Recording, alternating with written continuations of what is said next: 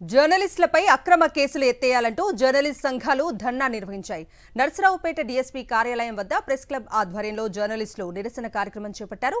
Incharge DSP హనుమంతరావుకు వినతి పత్రం అందజేశారు. డీఎస్పీల పదోన్నతులకు సంబంధించి సాక్షి పత్రికలో వచ్చిన కథనంపై అక్రమ కేసులు పెట్టడం దుర్మార్గమన్నారు.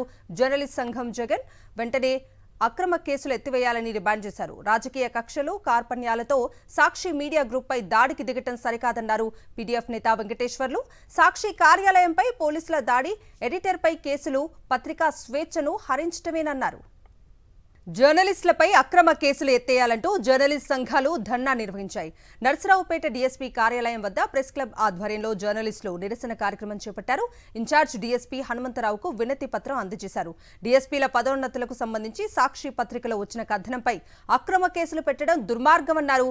జర్నలిస్ట్ సంఘం జగన్ వెంటనే అక్రమ కేసులు ఎత్తివేయాలని డిమాండ్ చేశారు. రాజకీయ కక్షలు కార్పణ్యాలతో సాక్షి మీడియా గ్రూప్ పై దాడికి దిగటం సరికాదన్నారు. పీడీఎఫ్ నేత వెంకటేశ్వర్లు సాక్షి కార్యాలయంపై పోలీసుల దాడి, ఎడిటర్పై కేసులు పత్రికా స్వేచ్ఛను హరించటమేనన్నారు.